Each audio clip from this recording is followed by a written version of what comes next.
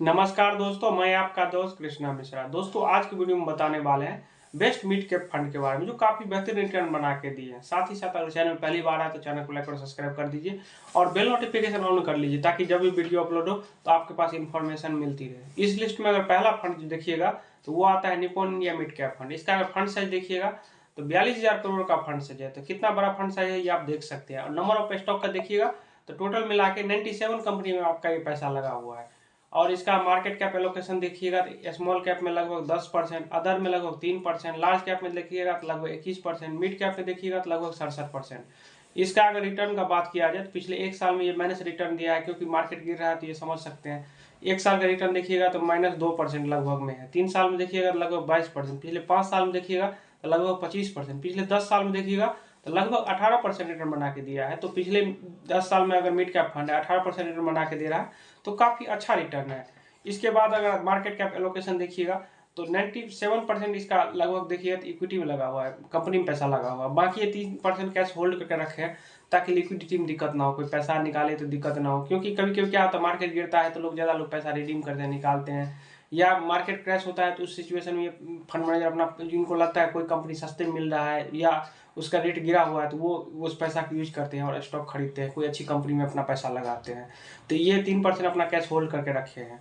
इसके बाद जो आता है इसका रेशियो देखिएगा तो सबसे पहला रेशियो जो आता है वो आता है स्टैंडर्ड डिविएशन। स्टैंडर्ड डिविएशन ये बताता है फंड कितना वोलेटाइल है। मान लीजिए किसी फंड का अगर रिटर्न बना के दे रहा है 10% और उसका स्टैंडर्ड डिविएशन 20 है, 20% मान लीजिए उसका स्टैंडर्ड डिविएशन है, तो मैक्सिमम रिटर्न बना के वो 30% दे सकता है। 10 आप प्लस 20 कर दी, मैक्सिमम 30% रिटर्न बना के दे। जब गिरेगा तो उसको ठीक अपोजिट कर दीजिए। 10% रिटर्न बना के स्टैंडर्ड डिविएशन 20 है, 10 माइनस 20 कर दीजिए। तो जब गिरेगा तो -10% तक निगेटिव रिटर्न जा सकता है। जितना ऊपर जाएगा प्लस जाएगा, उतना माइनस जाएगा। स्टैंडर्ड डिविएशन जितना कम होता है उतना अच्छा माना जाता है। ये ज्यादा अगर स्टैंडर्ड डिविएशन होगा तो वो ज्यादा फंड वोलेटाइल होगा। इसके बाद जो दूसरा रेशियो आता है वो आता है शार्प रेशियो। ये आपको बताता है एफडी आरडी जितना सिक्योर है उसके तुलना में ये कितना कम रिस्क लेके अच्छा रिटर्न बना के दे रहा है। तो शार्प रेशियो कभी भी 1 से ज्यादा होना चाहिए, 1 के आसपास भी रहे तो ठीक ठाक है। इसका शार्प रेशियो देखिए 1.13 है, तो काफी अच्छा है। इसके बाद जो आता है वो आता है अल्फा। अल्फा ये बताता है, जैसे मान लीजिए आपका मिड कैप फंड है, मिड कैप का 150 इंडेक्स होता है, तो ये अपने बेंचमार्क की तुलना में कितना ज्यादा रिटर्न बना के दे रहा है, बेंचमार्क को क्रॉस कर रहा है कि नहीं। जैसे बेंचमार्क अगर 20% रिटर्न दिया, ये फंड अगर 22% रिटर्न बना के देगा, तो इसका अल्फा हो जाएगा +2%। इसका अल्फा कभी निगेटिव नहीं होना चाहिए। अल्फा अगर निगेटिव है इसका मतलब वो बेंचमार्क को बीट नहीं कर पा रहा है। अगर बेंचमार्क को बीट नहीं करेगा तो हम उसको एक्सपेंस रेशियो क्यों देंगे? क्योंकि फंड मैनेजर हम लोग एक्सपेंस रेशियो देते हैं, क्योंकि हमारा जो रिटर्न बनता है उसी में से दिया जाता है। तो इससे अच्छा इंडेक्स फंड में चले जाएंगे, उसका एक्सपेंस रेशियो भी कम रहता है, आधा से भी कम रहता है। इसका एक्सपेंस रेशियो देखिएगा तो आधा से ज्यादा रहता है। एक्सपेंस रेशियो हम क्यों दे रहे हैं? ताकि हम इसीलिए दे रहे हैं हमको अच्छा रिटर्न बना के दे।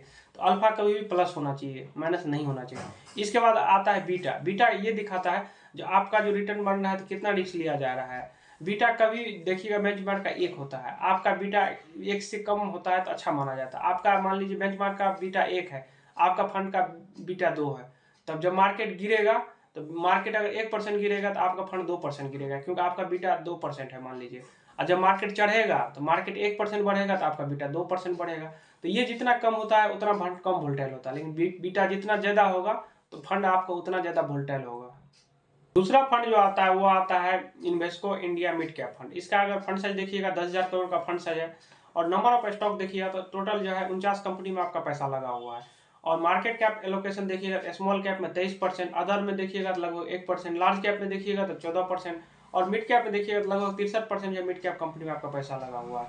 टोटल अगर मार्केट कैप एलोकेशन देखिएगा तो लगभग 90% है इक्विटी में रखा हुआ है, बाकी 1% ये कैश होल्ड करके रखा है, ताकि लिक्विडिटी में दिक्कत ना हो, कोई पैसा निकाले तो उसमें दिक्कत ना हो, या इमरजेंसी के लिए रखे हुए हैं। इसके बाद जो रेशियो आता है स्टैंडर्ड डिविएशन, इसका देखिएगा तो 16 के आसपास है। तो 16 के आसपास है तो ठीक है, क्योंकि मिड कैप फंड है तो थोड़ा इसका रहेगा ही रहेगा। इसके बाद शार्प रेशियो। शार्प रेशियो देखिए 1 से ज्यादा है, शार्प रेशियो कभी भी 1 से ज्यादा होना चाहिए, 1.15 है तो काफी अच्छा है।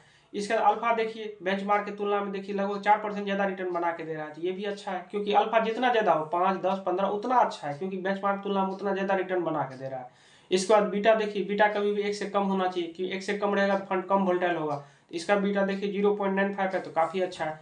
अब अगर इसका रिटर्न का बात किया जाए तो पिछले 1 साल में देखिएगा 4% रिटर्न बना के दिया, पिछले 3 साल में देखिए तो लगभग 26%, पिछले 5 साल में देखिएगा तो लगभग 25%, पिछले 10 साल में देखिए तो लगभग 19% रिटर्न बना के दिया। मिड कैप फंड होकर अगर पिछले 10 साल में 19% रिटर्न बना के दे रहा है तो बहुत अच्छा रिटर्न है। इसके बाद जो तीसरा फंड जो आता है वो आता है HDFC मिड कैप फंड। इसका अगर फंड साइज देखिएगा तो 92,000 करोड़ का फंड साइज, कुछ दिन के बाद देखिए 1 लाख करोड़ भी हो जाएगा। ये मिड कैप का सबसे बड़ा फंड साइज है इस फंड का, क्योंकि सबसे ज्यादा मिड कैप में अगर देखिएगा तो HDFC मिड कैप के पास ही पैसा है, 92,000 करोड़ है। नंबर ऑफ स्टॉक देखिए, टोटल पैसा जो है 76 कंपनी में आपका लगा हुआ है। इसका अगर स्मॉल कैप में देखिएगा तो लगभग 21% लगा हुआ, अदर में देखिएगा 6%, लार्ज कैप में देखिएगा लगभग 7% और मिड कैप में लगभग देखिएगा तो 66% जो है रुपया मिड कैप में लगा हुआ है। इसका अगर रिटर्न का बात किया जाए तो पिछले एक साल में 4% रिटर्न बना के दिया। अभी जैसे मार्केट गिरा हुआ है तो लगभग सारे फंड का देखिए नेगेटिव रिटर्न है, लेकिन ये मिड कैप का देखिएगा तो इसका जो है पिछले एक साल में 4% है, 3 साल में देखिएगा लगभग 25%, पिछले 5 साल में देखिएगा लगभग 26%, पिछले 10 साल में देखिएगा तो लगभग 19%।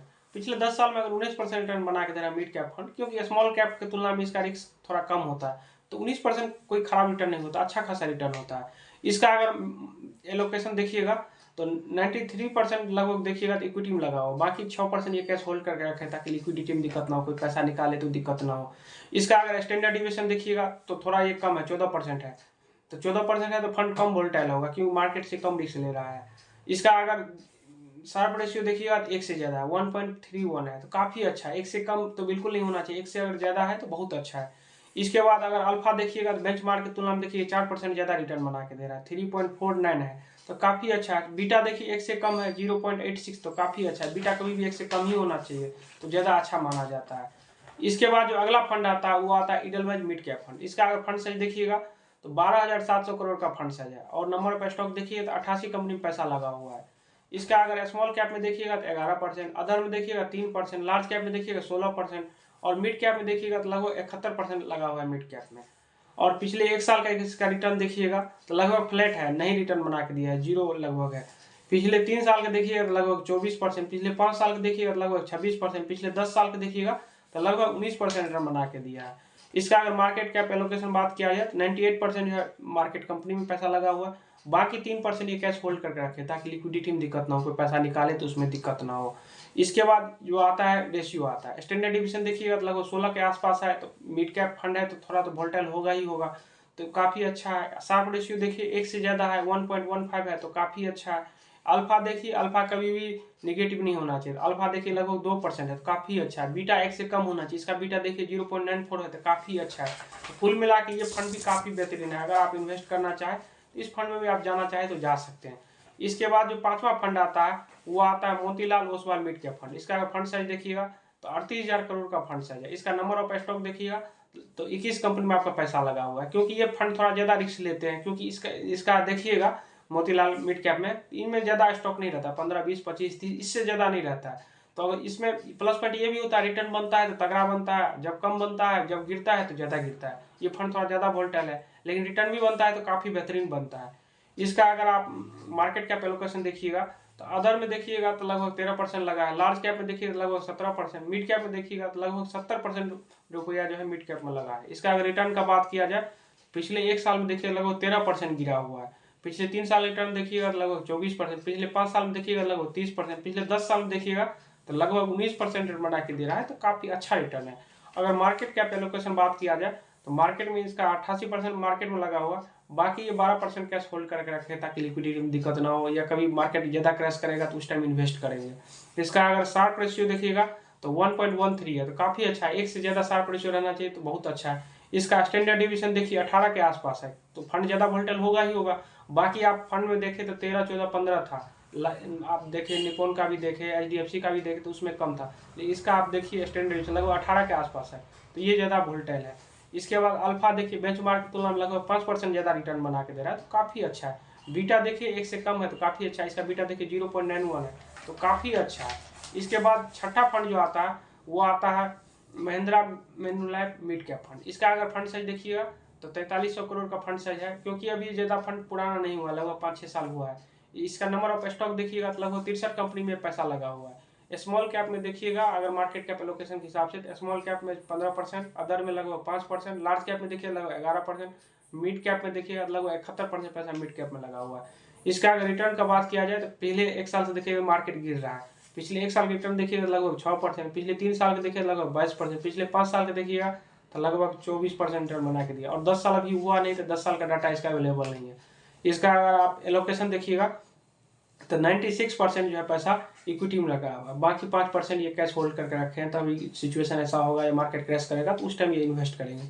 इसका स्टैंडर्ड डेविएशन देखिए बिल्कुल 15% के आसपास है। ये कम वोल्टाइल है, क्योंकि बाकी आप मोतीलाल का देखें तो उसमें 18% के आसपास था, इसका 15% के आसपास है। तो ये काफ़ी अच्छा है कि कम वोल्टाइल है। कोई अगर वोल्टाइल ज़्यादा रिस्क लेना चाहता है हम तगड़ा रिटर्न ले, रिस्क भी तगड़ा है और रिटर्न भी तगड़ा मिले, तो उस सब के लिए मोतीलाल ओसवाल का है, वो थोड़ा तगड़ा रिस्क लेते हैं। बाकी ये फंड महिंद्रा का जो है ये थोड़ा उसके तुलना में कम वोल्टाइल है।